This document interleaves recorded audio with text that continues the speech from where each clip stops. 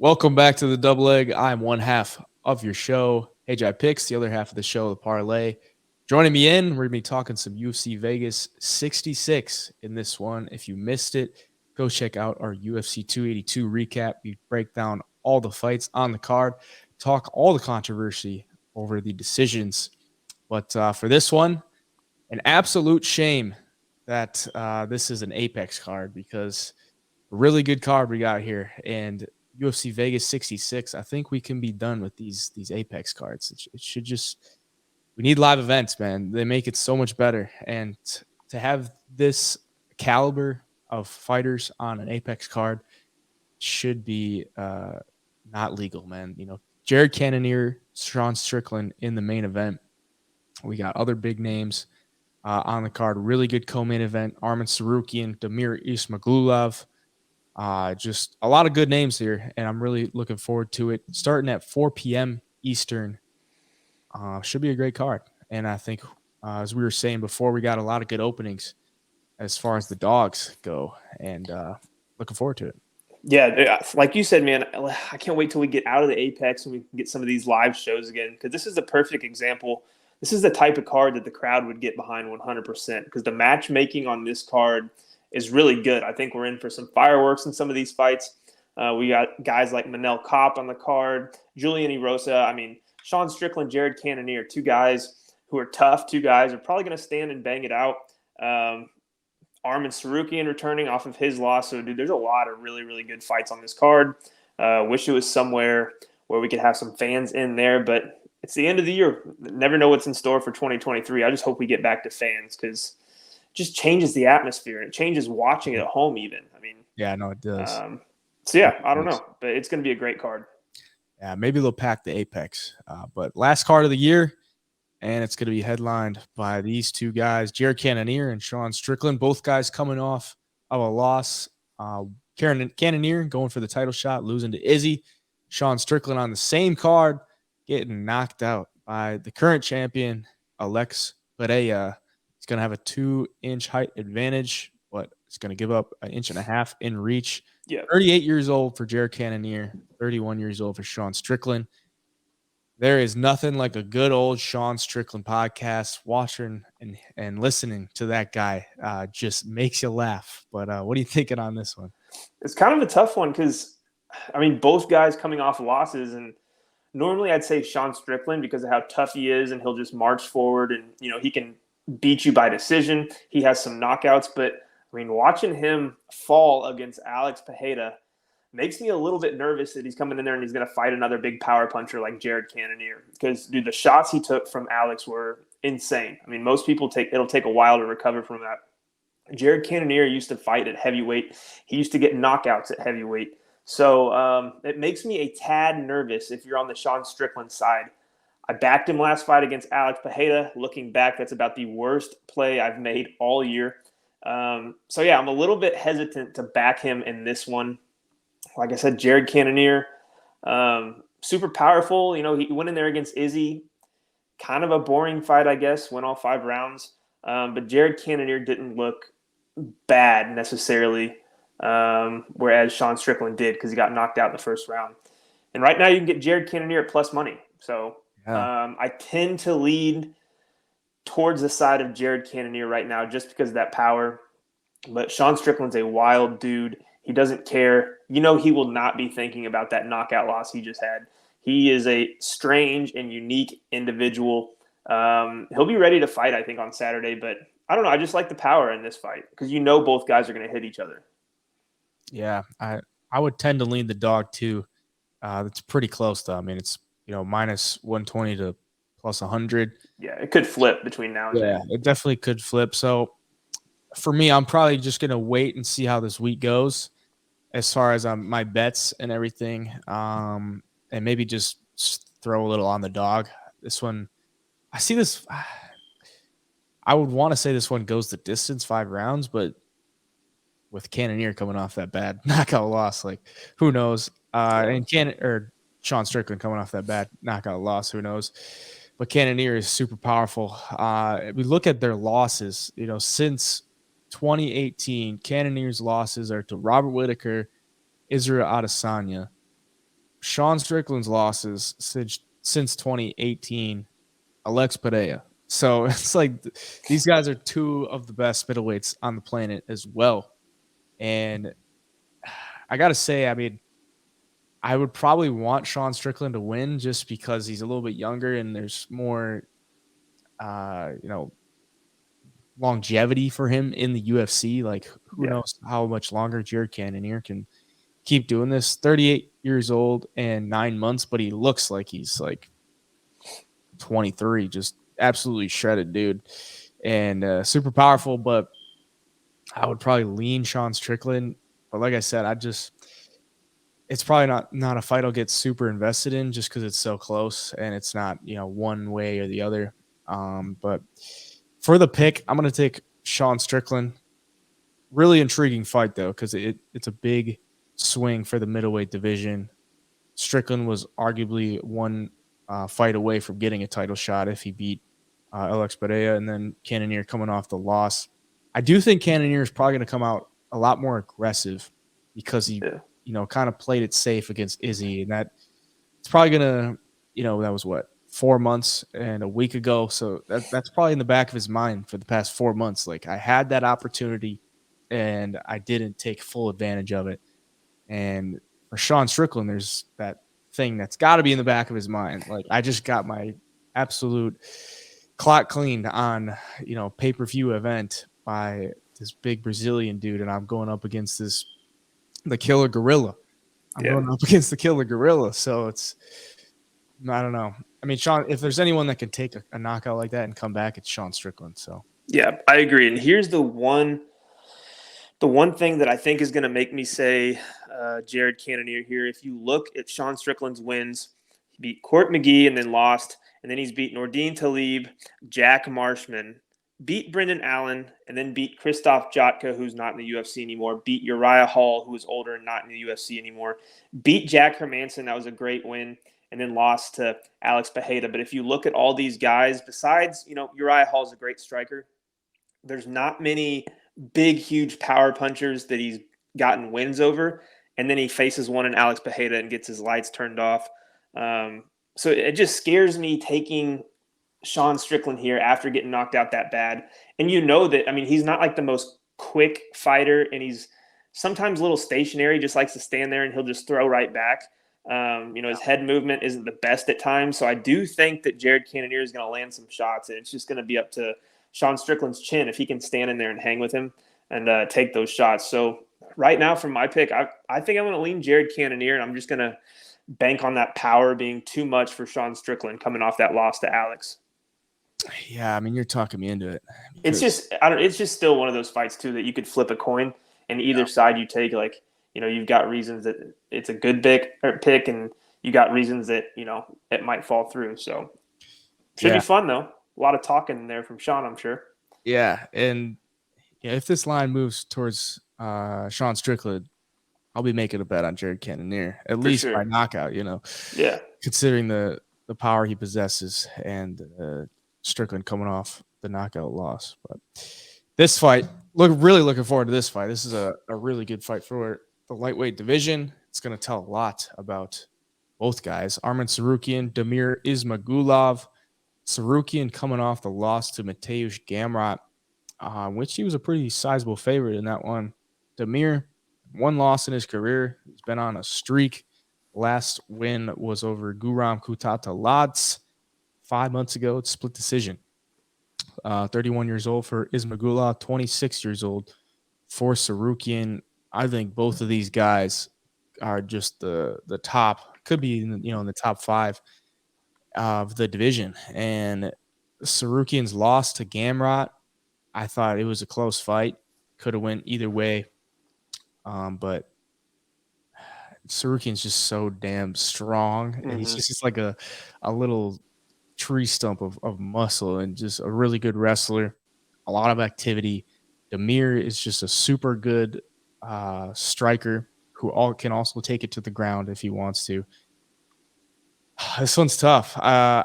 Originally, I had put in a bet for Damir Ismagulov at plus 169, and I was really happy about that because I'm like, damn, I'm getting damn near plus 170 on a guy who has 1 loss in his career.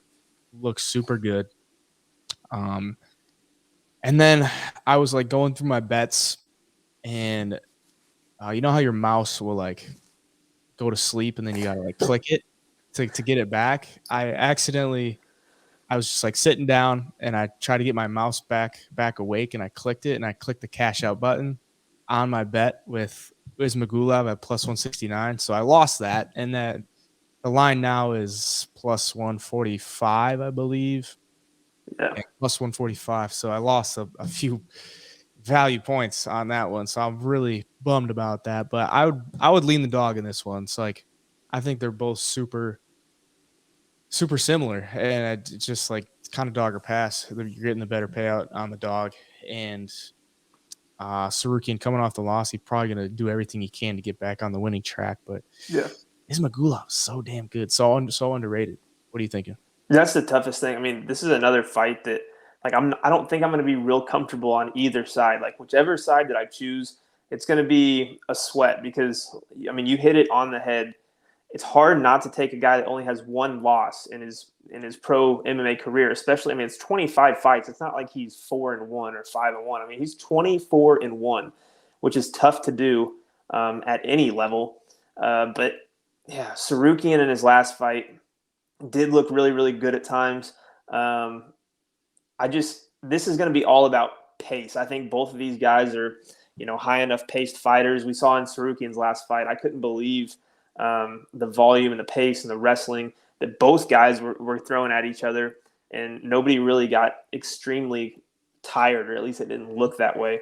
Damir Ismagulov coming off of the split decision win over Garam Kudataladze, which I thought could have gone either way. Yeah. But Garam's another monster. So to beat a guy like that, I think you definitely have a chance to beat Arman. But Arman, like you said, man, he's so strong. He does everything well. His striking's improving. I mean, he can grapple. He's game. I mean, he's going to stand in there and fight until the 15 minutes are up. I think this one goes decision.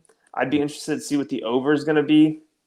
But, it's so hard not to take a guy who's 24-1 and is fighting at this level in the UFC. But again, you look at who he's fighting, Tsarukyan's so damn good as well. I don't see the line for the over-under yet, but I'm going to be watching that this week as it comes out. Yeah, I see fight to go the distance at minus 220, so over-under is probably going to get a pretty chalky price. Yeah. Over 2.5, which I figured it'd be a little pricey. Yeah, it makes sense, but I mean, probably a good parlay piece if you don't want to take a side, fight to go the distance, minus 220. Neither of these guys are like super big power guys on the feet, more so like get you to the ground, and you're like what Tsarukyan did to Yoel Alvarez on the ground, just elbows to the dome and took him out there. He's got ground and pound, Yoel Alvarez, ground and pound to Christos Giagos. So I mean, if it hits the ground and Tsarukyan's on top, he does a lot of damage. And all 5 of Ismagulov's, let's see, all 5 of his fights and all 5 of his wins inside the UFC have gone to decision. So makes me feel a little bit better about that potential parlay piece to take him to go the distance. But dude, I don't know. Like I said, these Sean Strickland, Jared Cannonier, and Arman Tsarukyan and Damir Ismagulov, those are 2 damn good fights. So we're off to a good start for these and main event on Saturday. Agreed. I'm pumped. And we get the return of Amir Albazi. Yeah, he's off for almost a year and a half, and then came back just 2 months ago. Got the win to Francisco Figueiredo, and now he's a minus 400 favorite to man making his debut here, Alessandro Costa. He's 12-2, so he's going to be a pretty sizable dog in this one, though. What are you thinking on this one? This one, so Amir Albazi in his last fight against Francisco Figueiredo, I took him by knockout, and he ended up getting the sub. But he's a guy that can get it done anywhere, man, on the ground, on the feet. He's super game. He reminds me a lot of a guy like Arman Tsarukyan. And it sucks that he took some time off, because I think if this guy gets, on an active streak. I think he's going to rattle off a lot of wins in the UFC. He's going to be a tough out for anybody he fights. And Alessandro Costa, 12-2. I think I saw he's like the number one.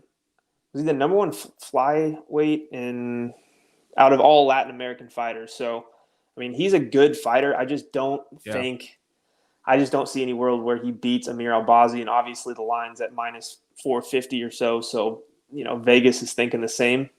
And it's tough because I want to take a finish prop for Amir Albazi, but like I said, he can get it done either way, and it's hard to pick which one. Right now, I would lean Amir Albazi to redeem me and get the knockout in this one. So I'll be watching for that odds. I doubt those odds are out yet. Fight to go the distance. None those knockout props aren't out yet, but the fight to go the distance, no, is at minus 220. So yeah, expecting violence in this. Yeah, for sure. And I don't know. I think he's good enough on the feet, and he's gonna try to showcase that. I can see him getting the knockout, and I know you're probably going to get plus money on that. So that's going to be my small play once I see the lines. But, what the hell can you do with minus 450? I mean, even a parlay piece, that's a little risky. Yeah, a little bit risky because he's got some pretty good finishing power. Costa does. He fought on the Contender Series, got a split decision win, didn't get a contract. Or I don't think he got a contract. He fought one more time somewhere. Yeah, in Lux Fight League. He was a minus 235 favorite on the Contender Series with the split decision win. Number one fighter in Latin America, number one flyweight in Latin America, number one flyweight in Mexico. So pretty good prospect here. I mean, damn, might be worth a little sprinkle. I mean, I probably have to watch more tape on him. I watched his Contender Series fight, and he got the split decision win, so it wasn't super impressive. But the guy he's fighting too had a good record as well. I think he was what looks like 12-0 going into that fight. So yeah, he was a good fighter. Yeah, that's a intriguing one. So is this one. Alex Caceres, Julian Erosa. Caceres coming off the loss to Sadiq Youssef, and he's going to come into this one as a dog. Julian Erosa on a little 3-fight winning streak. Charles Jourdain, Steven Peterson, and Akeem Dawadu. Both guys similar in age, similar in height. Rosa is going to be one of the bigger flyweights at 6'1", and similar in reach. What do you think on this? Dude, I like both guys. I hate this. Trying to pick, too. Julian Erosa, he's as game as they come. He's as tough as they come. And he's got a good skill set all around, I think. If you look at the guys that he's fought, Julian Erosa beat Charles Jourdain, who's obviously everybody's a big Charles Jourdain fan right now. He brings it every time. He beat Hakeem Dawadu, and before that, Nate Landwehr. And Nate Landwehr is the one who had the huge upset over David Onama and is a freight train. And then he beat Sean Woodson as well. And a lot of people are really high on Sean Woodson after he came off of the Dana White's Contender Series. And then he lost to Sung Woo Choi. But, dude, all of his wins, he's shown that he's a dog. He can scrap. I mean, he's got the ground game. He's got the submissions. With that flying knee knockout over Nate Landwehr, he's flashy at times. Dude, he's just a really, really good fighter, in my opinion. But standing across the octagon is going to be a test for him for sure. Alex Caceres, don't look at the record. I always tell, if you're looking at Alex Caceres, just throw out the record. He's 19-13, but he's looked really, really good in there at times. He's another guy that can hang wherever the fight goes. And Julian Erosa lost to Sung Woo Choi, and Alex Caceres tapped Sung Woo Choi out. So if you like MMA math, if you're one of those guys, that's something to look at. But on the feet, Caceres has looked really good too against guys like Kroom. I know he looked extremely good against Chase Hooper, but Chase Hooper is not necessarily a striker at all, so it's kind of hard to gauge that. Right now, if I look at the line, we got plus 145 for Alex Caceres, minus 170 for Julian Erosa. Man, I wish Erosa was the dog in this so bad because I'd throw my money on him. But for me, this is dog or pass because I think both guys are going to be pretty evenly matched. And Caceres, he's always in every single fight, no matter who he's fighting. I don't know. Caceres at plus 145 right now is enticing. I'm going to be interested to see the props when they come out because this is another one I think both guys are tough enough to take at the distance. So it might be a card where I take a lot of those because some of these fights are just so hard to tell. Yeah. Julian Erosa as a dog is like, it sets an automatic bet. It seems like he just always comes through as a dog, or at least he's profitable as a dog over the long term. But as a favorite, I mean, he was a favorite to Steven Peterson, and a minus 310 favorite gets the decision, split decision win. So and he didn't look good in that fight. But every other fight since his second stint in the UFC, he's been an underdog and he's won. Except the Song Choi one, which was damn near a pick 'em. But yeah, it's pretty much like a dog or pass. But Caceres' wins aren't like super impressive. Just the Song Choi win doesn't age very well considering what Song Choi has done. Right. Yep. But the loss to Sadiq Youssef is like, Sadiq Youssef is good as fuck. Like he's the guy. And I had taken the dog shot on Caceres in that fight, but he just couldn't stand with Sadiq and couldn't really get to the fight to the ground where he wanted it to. So I don't know. I mean, if this is like a grappling match, I'm going to take the Caceres, but I think Julian Erosa, based on what he did in his last fight with Akeem Dawodu, is just going to piece him up on the feet. I don't know. Maybe the under or the fight to knock the distance at plus 125. That doesn't seem too bad to me, considering how Erosa fights. Right. And he's coming off two decisions. So you're probably getting a little bit of a recency bias as far as the fight to go the distance there. Caceres could easily find the neck, find something. He's really good on the back too. So if Erosa comes out and fights like the Juicy J we know, I think that fight to knock the distance at plus money is not a bad bet here. But as far as a pick goes, I'd probably take Erosa. But if I'm going to place money on it, I think it's a dog or pass. Yeah, I agree. And I like Erosa. Like I said at the beginning, man, I wish he was the dog still, like he was against Dawodu, and you could hammer some money on him because I think he is a really good fighter, and he probably deserves to be, the favorite. I think 170 is a little steep, considering. But I mean, even taking Caceres, I mean, you look at Julian Erosa's side, and he's got so many characteristics and attributes that makes you a little bit nervous about taking Caceres. But at the price plus 145. If that hovers around plus 155, 160, I think you can pull the trigger and you'll find some value in Alex Caceres. But as far as who's going to win the fight, as far as my pick, no money on the line, I'm probably taking Erosa. Yeah, right. And one thing I want to say for as far as like when we're giving out our bets and our picks, it's like if you don't know Bet Openly contests, they do the picks where you just pick a fighter to win, and anyone under minus 250 is game. So in this case, I would take Erosa as a pick because for sure, minus 175 favorite.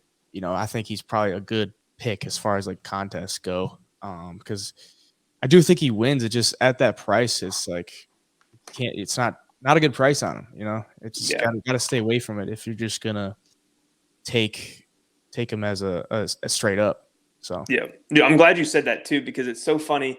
You'll get on TikTok and like we're talking right now, we're taking Julian Erosa as the pick, but if we were going to put money on Alex Caceres because of the value, is he's plus money, and people just don't understand that necessarily all the time, and I think it's funny, but it's great. Bet Openly is great for that type of situation because of the contest. It's kind of like you're trying to build a 7 or 5, I forget. It just depends, I guess, how many guys are under minus 250, but up to 7 fighters, kind of like a parlay, and you just hope you hit as many as you can, and you hit more than the next guy behind you, and you can take the whole pot.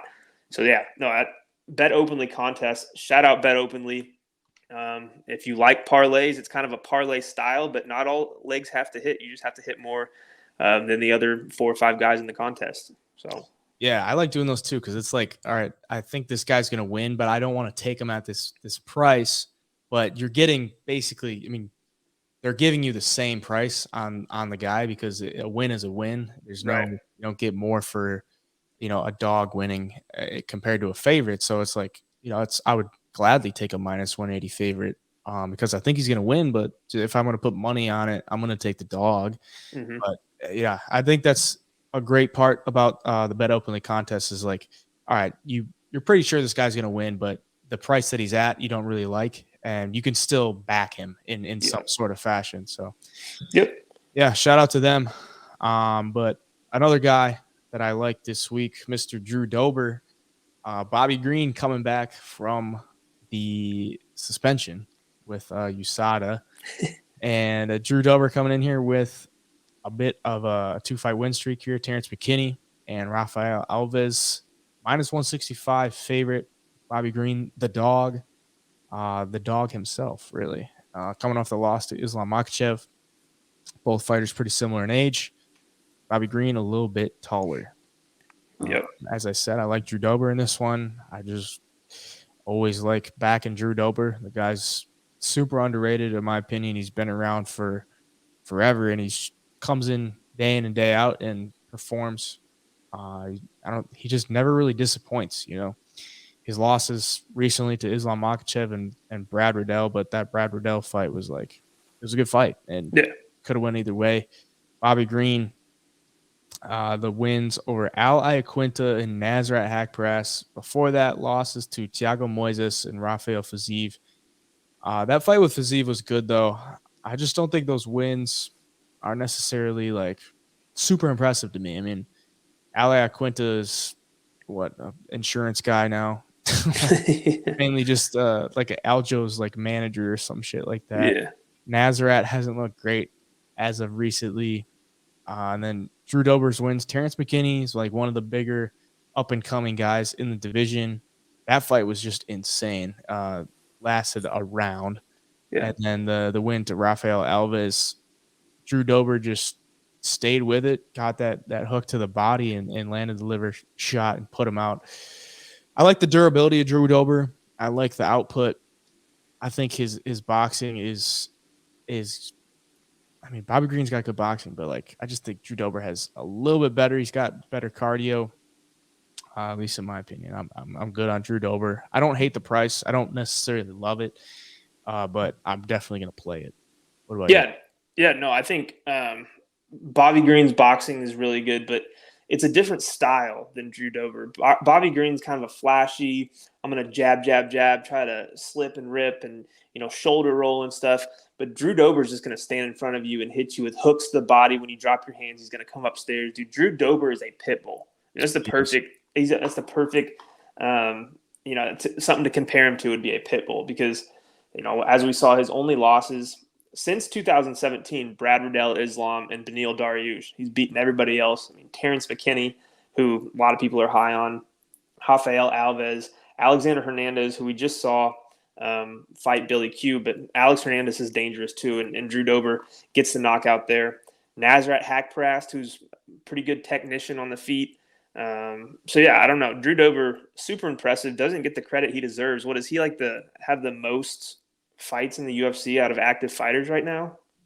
There's some stat like that he's got the record for right now. Active. He's always active. Oh yeah. It's the best. Yeah. And in that fight against Rafael Alves, a lot of people were writing off Drew Dober. They didn't think he'd be able to hang with him on the ground game. And then it's late in the third round and he just, he got Alves tired and he just found those shots. And I think he could do the same thing to Bobby Green. Like I said, you can't count Bobby Green out. He did work himself all the way up to a fight with Islam, whether that was deserved or not. But yeah, he just needed a body. That's all. Yeah. Yep. I like Drew Dober here, though. I think he's tough, and I think he gets it done. Yep. Plus money on Bobby Green's never terrible, but I just think Drew Dober gets it done. And I always have faith putting my money on Drew Dober. He's going to go out there, and like you said, he's a pit bull. He's going to go out there and put on his best performance, and he could take one too. Yeah. So, I like Drew Dober. This one, Cody Brundage, Michael Oleksiejczuk.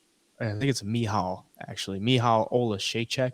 So all those people in the comments talking about how to say a name. There you go, Michal Oleksiejczuk.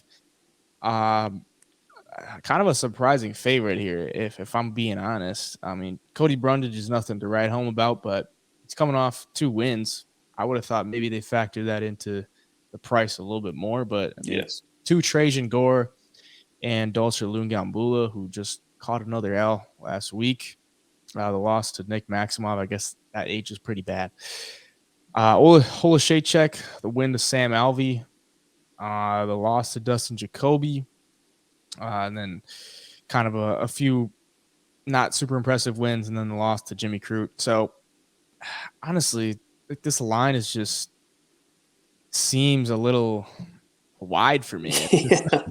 Yeah. I don't know how you can back Oleksiejczuk at almost a minus 300 when his wins are to Sam Alvey, Shamil Gamzatov. I mean, it's a decent win, but Modestas Bukowskis. I mean, I don't know. What are you thinking on this? No, exactly. And I think, he lost to Dustin Jacoby, Jimmy Crute, and Oben St. Peru. But Cody Brundage, I think he's a guy that, he might be a better fighter than we give him credit for. We just haven't seen enough of him. I mean, what he did to Trajan Gore, nobody was expecting that to get that knockout. He was a big underdog in that one. So I don't know, man. Like you said, this line is far, far apart. And Brundage is tough. Brundage can wrestle a little bit, and he's obviously powerful. So he's got a chance at any time. And he's even got a chance to, I think, grind this fight out too. I think Oleksiejczuk is definitely probably the more polished, more crisp fighter. But, plus 230 is, I mean, that almost turned my head a little bit. I was like, seriously, plus 230 you can get on Cody Brundage. So I'm going to sprinkle something on it. I feel like I have to. I feel like I have to. As far as my pick goes, I mean, I'll always take the more crisp fighter, the guy I think's technically better and more experienced. But, where my money's going, definitely going to be sprinkling something on Cody Brundage if he stays at over 2-1. Yeah, and that win to Shamil Gamzatov came when Gamzatov was undefeated. Yeah. So maybe they're just factoring that in a little bit too much, in my opinion. I mean, Gamzatov only has 2 fights in the UFC. One of them was the loss to Mihal. So who knows exactly how good he is, even though he only has 1 loss. Yep. And we're in the smaller cage. I mean, Cody Brundage is essentially a wrestler, or at least wants to take it to the ground.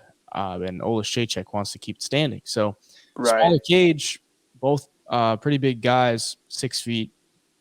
If Brundage can impose his will and get it to the clinch, get some takedowns, I think he's got a great chance. Yeah. Here's something interesting I got for you. Cody Brundage is teammates and trains with just Dustin Jacoby, the last guy who beat Michal Oleksiejczuk. So maybe a little inside info there for Cody Brundage. There you go. Just another slight reason to maybe sprinkle on that plus 230 line. Yeah, and if I remember correctly, Dustin Jacoby won that fight without leg kicks. That's right. They kept talking about why is he not using those leg kicks? Yeah, you're right.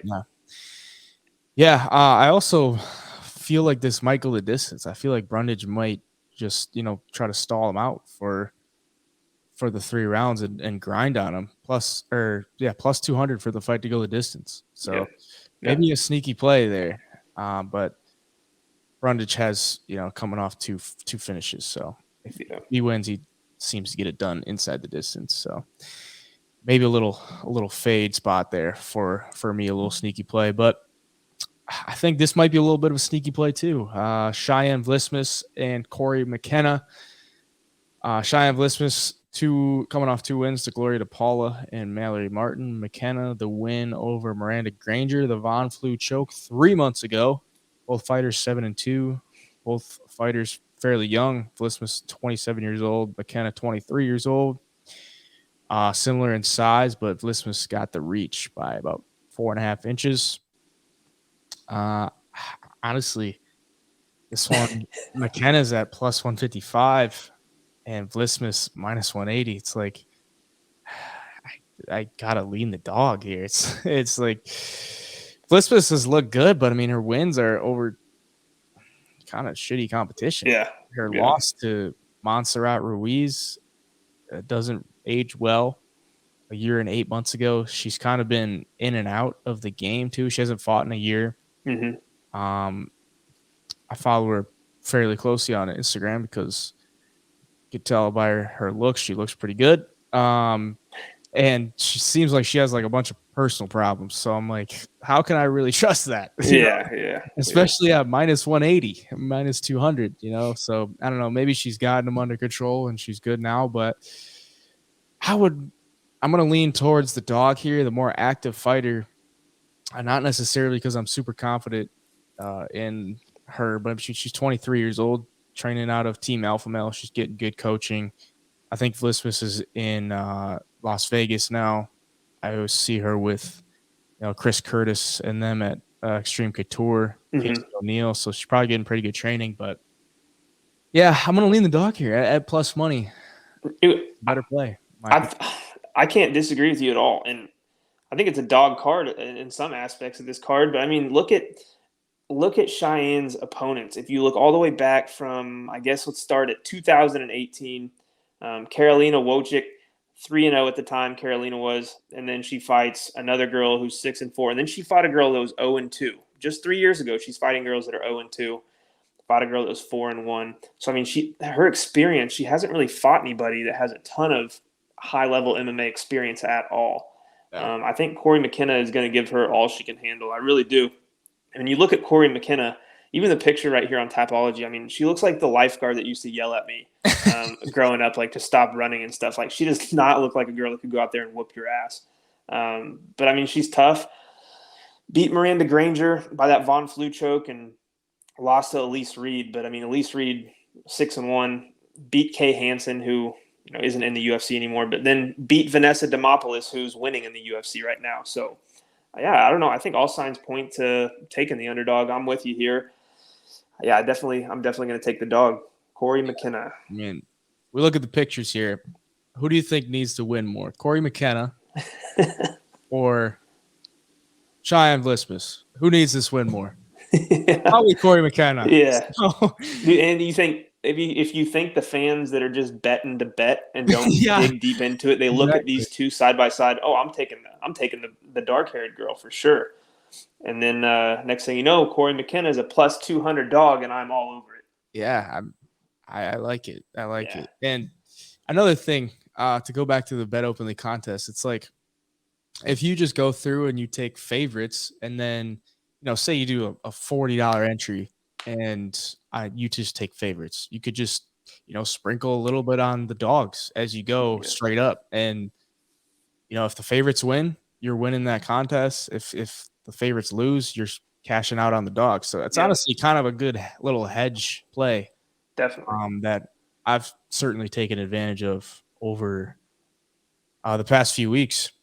Yeah. And I mean, the odds on Bet Openly too, you get way better than these books. I mean, you can find some really good odds if you want to find some favorites that you like, but you're not going to take them on FanDuel or DraftKings because they're minus 150, 160. You could probably get them closer to 140 on Bet Openly, 135, 140. I mean, the odd difference, if you're a line shopper, you need Bet Openly. You've got to get it, and you got to see their lines because they're always better than the mainstream books for sure. Yeah, I mean, we were talking last week about Joaquin Buckley at like minus 150, minus 160, and I ended up getting Chris Curtis at plus 158.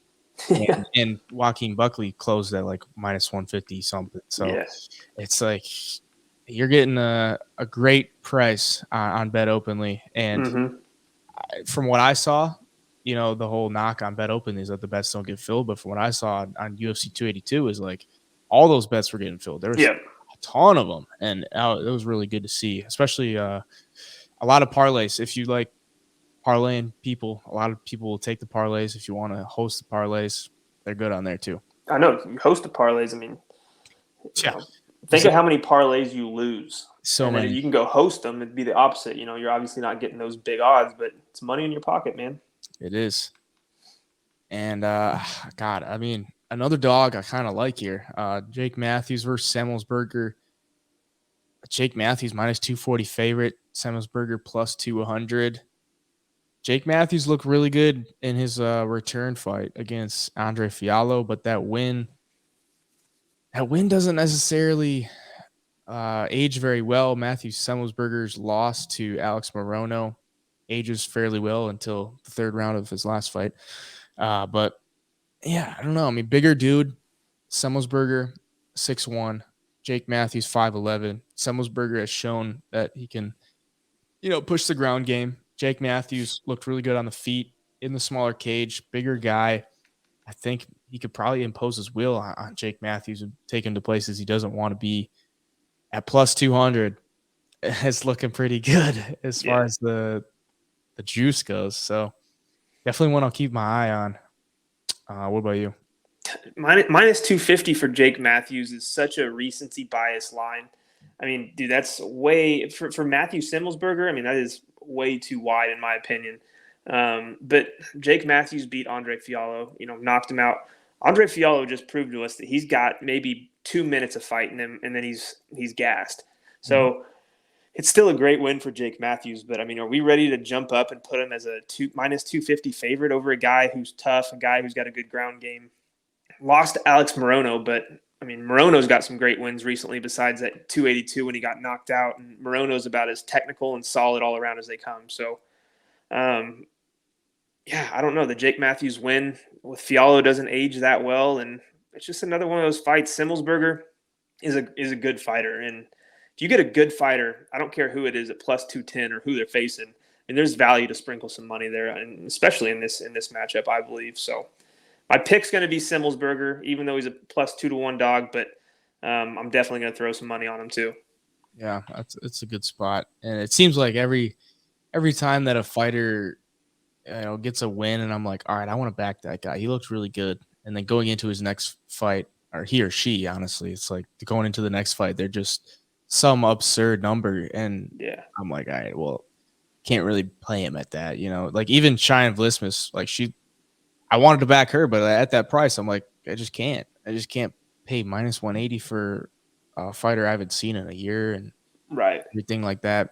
And the recency bias on Matthews is crazy to me. So Julian Marquez and Winn. 5'6", and a whole lot of 185 pounds. Julian Marquez, 6'2", 185 pounds, but only a 2-inch reach advantage. So that's interesting because Winn's always going to be undersized, but the reach isn't too much to overcome here. Julian Marquez, the loss to Gregory Rodriguez. Winn, the loss to Phil Haas. So Winn coming in as the dog. Honestly, I thought he might have been a bigger dog here, but Marquez hasn't looked that great. And I do believe Marquez was training at Out of Glory MMA with Kraus, so obviously has to make that change. Who knows what that's been like for him. But what are you thinking on this? First of all, Julian Marquez, one of the best nicknames in the game, the Cuban Missile Crisis. I mean, that's phenomenal. But yeah, his losses to Gregory Rodriguez has looked good at times. But then he lost to Alessio De Chirico, and that loss really doesn't age that well with De Chirico getting finished in his last one. But I don't know, the win over Sam Alvey. I love Sam Alvey, but it's just hard to gauge, how good a fighter is when he goes up against them because Sam is, older, hasn't found a win in a while.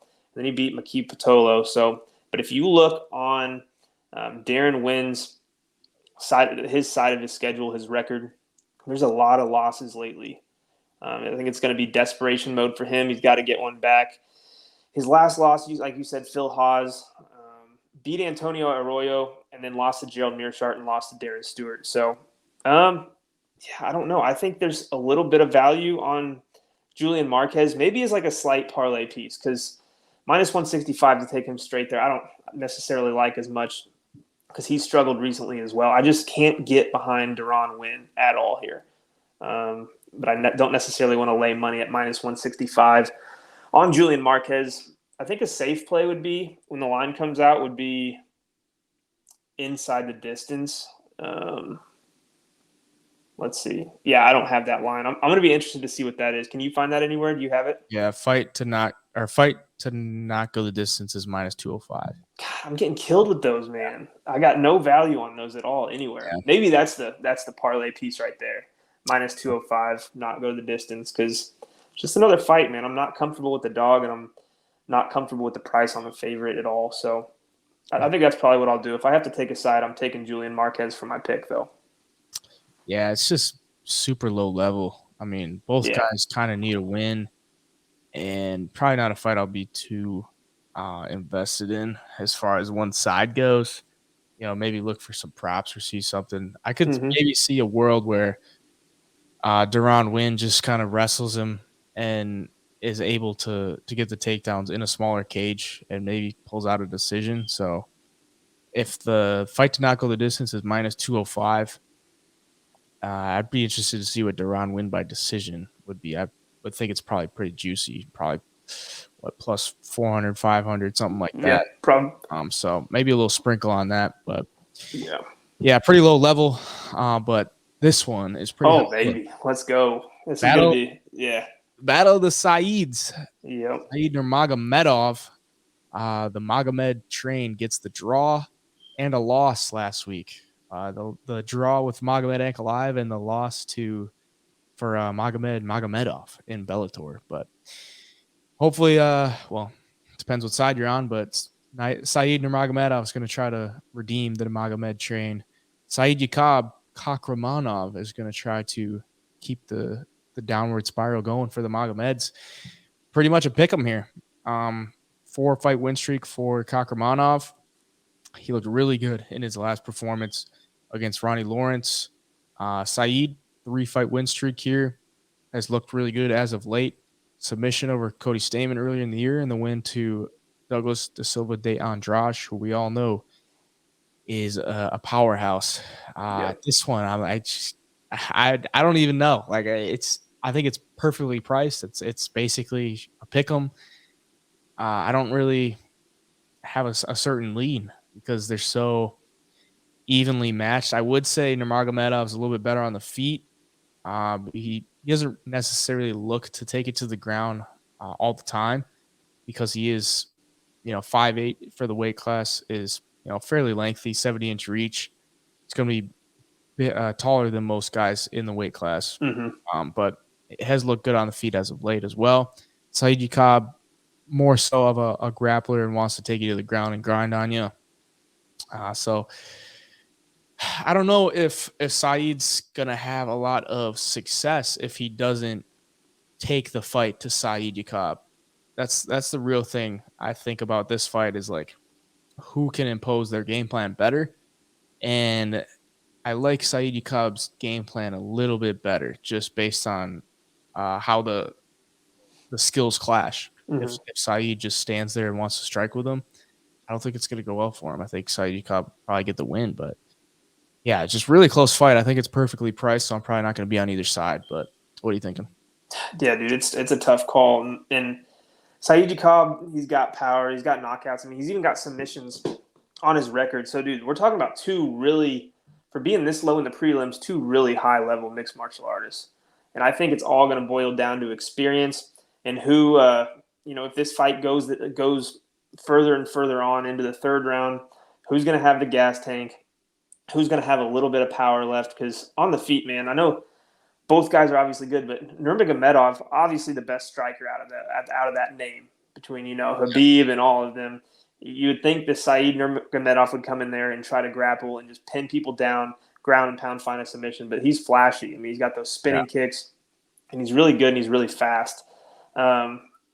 Experience-wise, since 2016, Said's been fighting guys with big records. I mean, 26-5, 26-8. So I think it's all going to come down to experience. And I've got to stick with Said Nurmagomedov in here. It's your golden rule that you don't pick against somebody with Nurmagomedov or Magomed in their name. So I'm going to stick to that rule, and my pick is going to be Said Nurmagomedov. But whatever side you're on, there's tons of value. I mean, right at pick 'em, you can't go wrong. Yeah, and that's probably why I'm going to stay away from it because I think Said Yakab might win, but the golden rule can't bet against Nurmagomedov or Magomed. And really, the only thing I really say that I lean Said Yakab is because in that fight with Nurmagomedov and Barcelos, Barcelos controlled him on the ground and I got the win against him. So it just looked like a path to victory for Kakhramonov. And based on his last fight, he's a stud on the ground. So yeah, he is. He is. Here is a bit of a fade spot, I think, in my opinion. Maheshate and Rafa Garcia.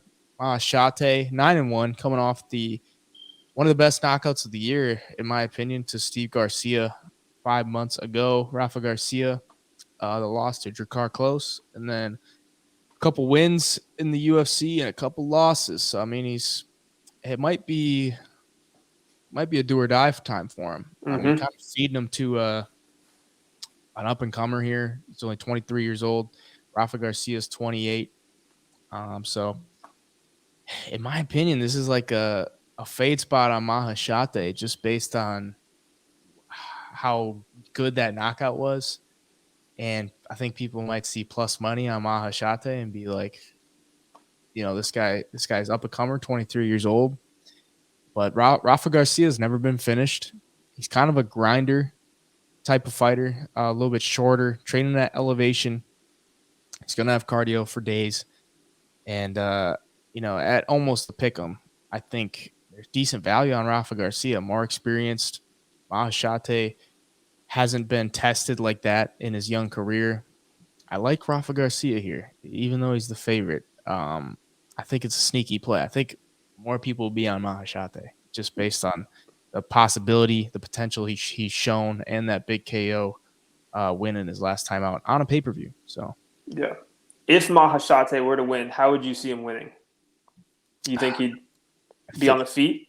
I think he has to, on the feet. I think he has to knock him out, and I don't think he's going to. Maheshate's win on the Contender Series, he lost the first round and then won the second two. So I mean, he looked really human in that fight. In my opinion, when I went back and watched it, it's like he looked really human. He's young. Like, they don't necessarily get the same kind of training in China, or like the same kind of competition in China as sparring partners around here. Yeah. I mean, Rafa Garcia is training at Out of Elevation Fight Team, one of the best gyms in the country. And he's been around. I mean, he's 28. He's still pretty young. He's still getting better. So, that's just my take on it. But Maheshate could go out there and starch him. He could just be that guy. But I just don't see it. Yeah, no, if Maheshate does win, obviously, like you said, on the feet, and here's how I kind of break this down. So, Natan Levy, I saw fight at UFC Orlando, and on the feet, man, he was, the kicks, the punches, the strikes, he got the finish. He looks super good. I was super impressed with him in the striking department.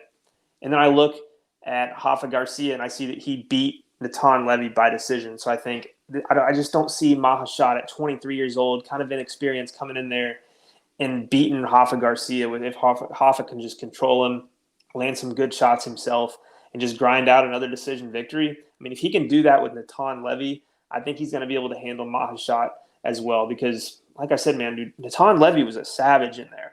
And if you can do that to a guy against Natan Levy, I just think you can do it to other guys who are kind of on the rise, not quite made their name yet, and who are only 23 years old, like Maheshate. So, Rafa Garcia for me all day here, especially at the price.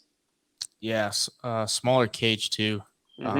Rafa, I would think Rafa is going to go and look for takedowns. You know, considering what Maheshate did on the feet in his last fight. Do you really want to stand and bang with this guy? I mean, put Steve Garcia face planted. Yeah. But his takedowns aren't necessarily great. It's just the fact that I think he's going to be able to grind on Maheshate and just kind of wear him down. He has good cardio, and he's aggressive with it. He's not, going to go in there, and if he doesn't get a single leg, he's going to stop going for it. So, give me Rafa Garcia. I'll probably end up placing a bet on him too. I think it's just a good fade spot on Maheshate too. Yep, I agree for sure. Because Maheshate was one of those guys that I was like, okay, this kid looks good. I probably want to back him in the future, but in this one, it's just like, I think it's just a better fade spot.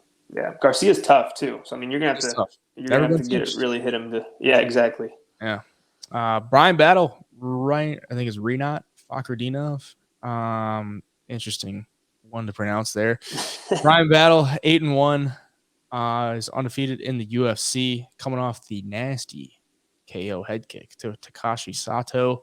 Fakhretdinov won his debut against Andreas Michailidis. Looked pretty good in that one. 31 years old for him. Both fighters pretty similar in size. Bryan Battle a little bit bigger. I believe he made his way down to 170 in his last fight, and he looked pretty good. So, what do you think of this one?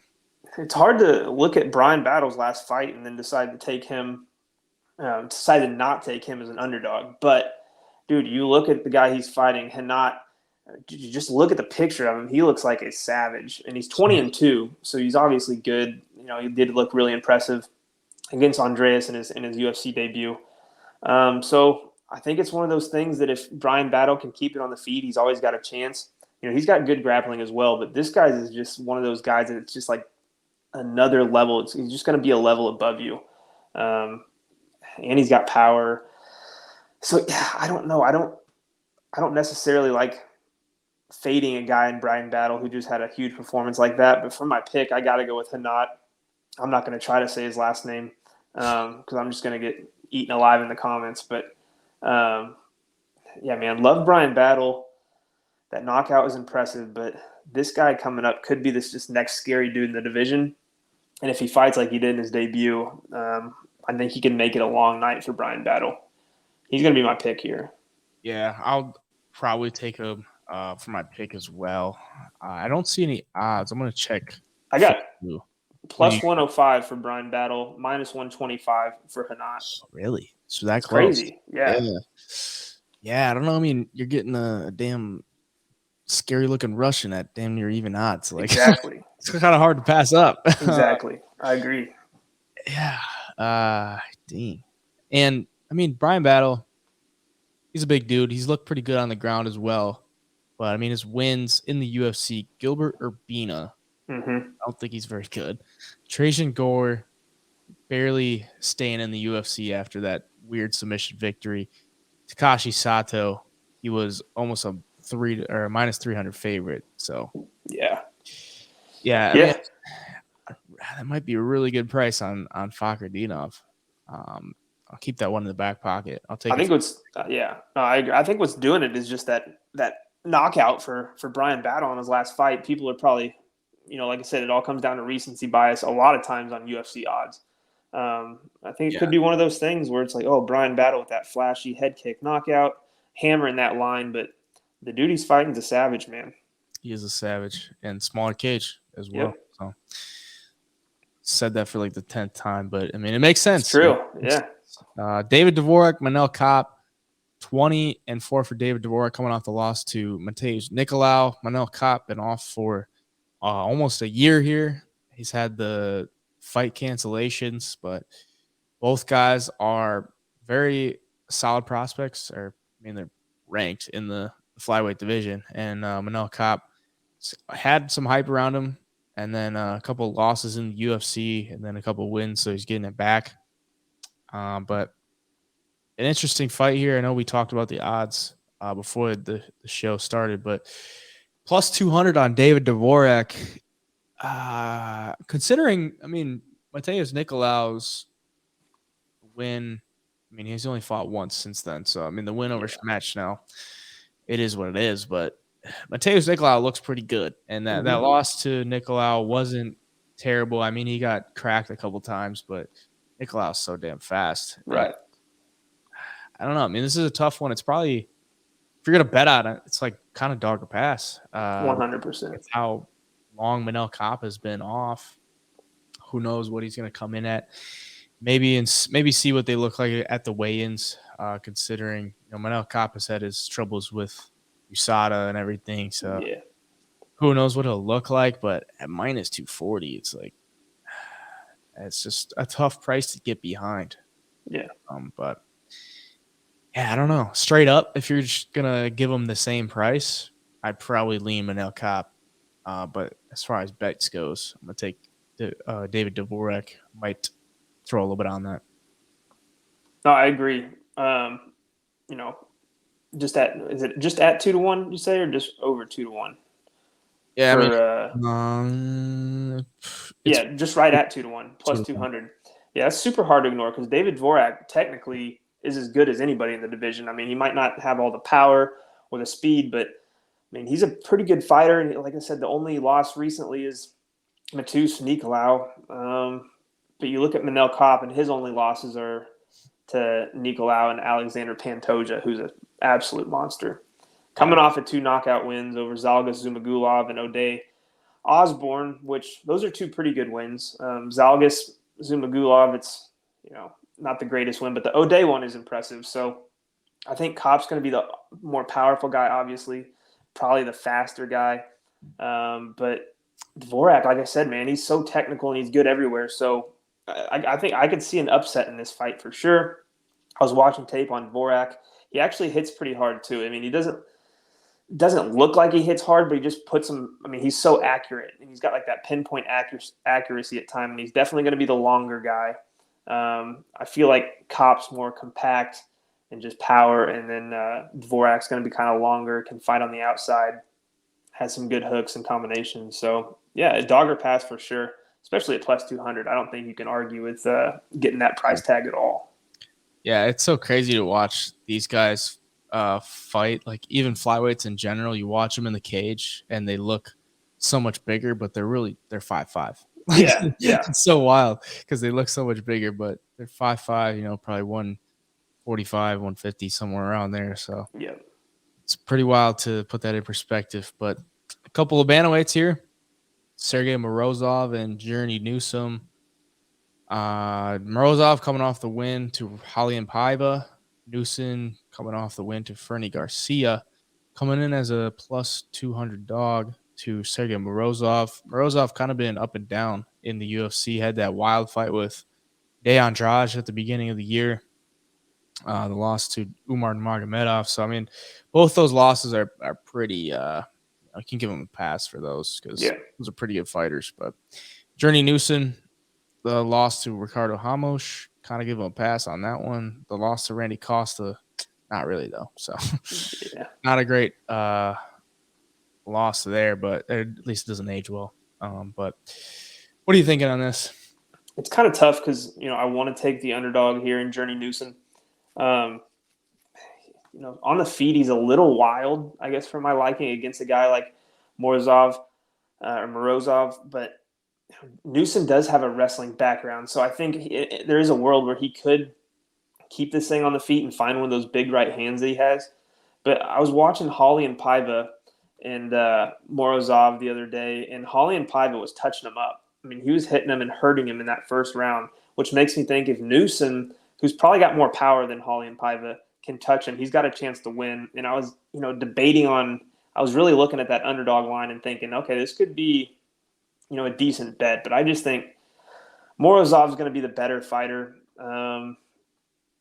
Probably fought – I don't want to say – well, yeah, I guess he probably has fought better competition. I mean, he's got the loss to Umar Nurmagomedov, Douglas Silva de Andrade, and then beat Raulian Paiva, went on to win that fight. But it's kind of a tough one at that price, just looking at his record. But I just can't get behind Journey Newsom yet. I want to see more of him inside the UFC, I think. And I think Morozov, win or loss on his record, does have the skill and he has the tools to be a pretty decent fighter in the UFC. So I've come to the conclusion, I was thinking earlier, I think Sergey Morozov is just going to be a parlay piece for me. I'm not highly confident on just taking him straight up on the money line. And I don't really like the dog here either. So maybe you think something different, though. Yeah, I'm kind of thinking the same way. I mean, like, the price, I don't love the price on Morozov. I do think he wins, but Journey Newson, his, comeback, I mean, he was off for, 2 years? And then came back and fought Fernie Garcia. That's not really a great win, honestly.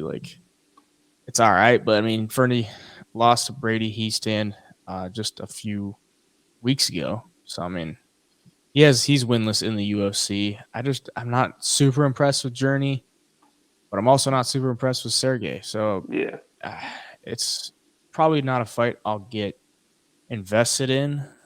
I don't even know that I would put Morozov in I mean, if you could put him in a parlay and then always restart it if he loses or something like that. Yeah, first fight of the night, First it's fight of the night. Nothing to lose here. Yeah, so I don't know. I'm not super big on any side, but just this card overall is like, it seems, if you put $100 on every underdog, I feel like you would come out like positive. Yeah, I might even just test that and just you should. Because there's just a lot of dogs that I think could come through, and if you try to pick them, you might get one wrong or leave one out. So yeah, honestly, I might just flat out put a unit on like every dog and see how it goes. Because there's just a lot of spots where I don't like the price. I agree for sure. Yeah. And a lot of the odds, too, are just right in that ballpark to where they're not an outrageous underdog. So, I mean, they've got a chance. Vegas doesn't think they're out of the fight by any means. So, no. This card is going to be fun. If you can get on a roll on this card and get some underdogs to hit, you can make a lot of money here. Yeah, definitely. And few fight cancellations on this one. Mm-hmm. Would have loved to see Perez, Albazi, Bruno Silva, Albert Derive would have been nice. Michael Morales would have been nice to see him. Royval, Albazi, probably the one I'm most upset about not seeing. But yeah, 14 fights right here. So hopefully we don't get any cancellations. Seems like we get one every week. Yeah. We had the Salvador and De Silva fight get canceled last week, so hopefully none get canceled this week. But we got 14, so if we lose one, we're still getting our money's worth. It is a free card. So definitely 14 fights from the top down. I'm gonna go Jared Cannonier for my pick. I know I said Strickland earlier. I like it. You talked me into it. I'm gonna take Cannonier for my pick. I'm gonna take Tsarukyan for my pick as well. I think the better play is Ismagulov for the money, though. I'm gonna take Albazi for my pick. I'm gonna take Caceres for my pick, even though he's the dog. I'm gonna take Drew Dober. I'm gonna take Cody Brundage for my pick. I'm gonna put my balls on the table. I'm gonna take the +2 dog as for my pick. I'm gonna take Corey McKenna for my pick. Even though I love my girl Cheyenne Vlismas. I'm gonna take Jake Matthews for my pick. Better play on the money with Semelsberger, though. I'm gonna take Duran Winn. I'll take Duran Winn for my pick. I'll take Nurmagomedov, Saeed Nurmagomedov for my pick. I'll take Rafa Garcia. I'll take Rinat Fakhretdinov. David, and I don't know. David. I'm going to take Manel Kape for my pick.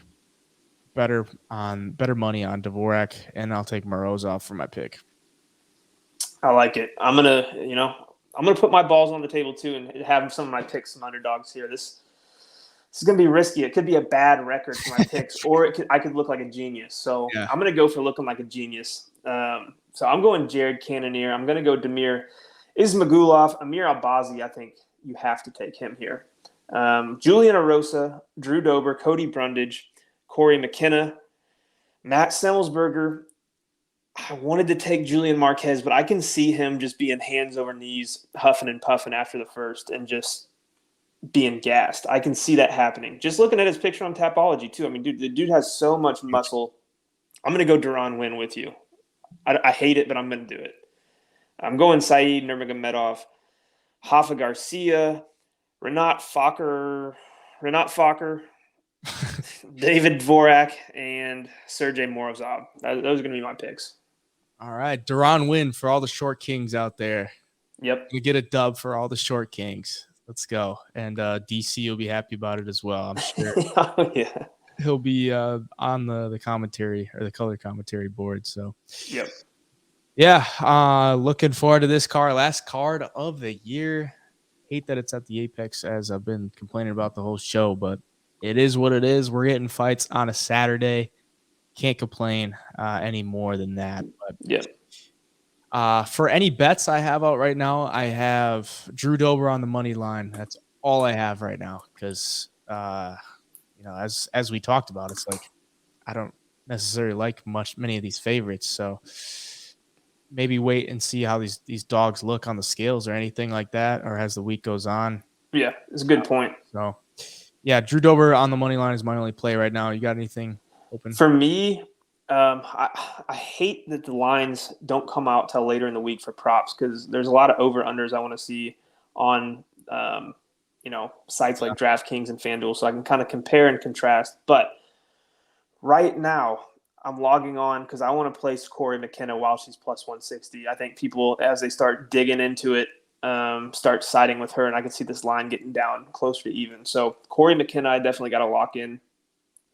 I think that, I don't know, maybe David Dvorak might be one to lock in now. Maybe people start realizing Manel Kape at minus 240 is way too wide, and that one starts closing too. So there's a couple out here that if you like the price right now, you should probably grab it because a lot of these are a lot wider than they should be, and I could see them closing closer to fight time. Yeah, I would think Fakhretdinov will probably move. The line will probably move in his way. Nurmagomedov will probably move in his way. It seems like all the Russians get the money at the end of the week, man. Yeah. So here right now, I'm going to do Dvorak. I'm just going to do at plus 200. I'm going to do 0.75 units right now. Okay. Just because. It's a good sprink. Yeah, I don't like a whole unit on him at that. I don't know. Corey McKenna, I am going to go a unit, though, at plus 160. Yeah. I like that. I like that as well. Her loss in the UFC was in a big cage. So, I mean, she's undefeated in the smaller cage. So, yeah, I better take Saeed if I like him too right now because minus 110 is a damn good price if you do like that side. So yeah, I mean, Ankalaev moved to damn near minus 350. Almost a whole. She was what, minus 250 when we talked last Monday. He was up there when the fight started. But hey, at HeyJai Picks on all the medias, and you'll get my full card on their Twitter, Instagram, and TikTok. Where can they find you? On TikTok at The Parlay, Instagram, The Parlay _media, Twitter, which is where I post my full card every week, at The Parlay MMA, and then on YouTube it is at The Parlay MMA as well. All right, and at the Double Leg on all medias for the show, TikTok and Instagram. And then if you're watching here on YouTube, please leave a like, subscription, and a comment down below. And all the shorts will be up as well. Until then, last fight card of the year, we'll be back with some UFC news over the long break. And yeah, until then, the Double Leg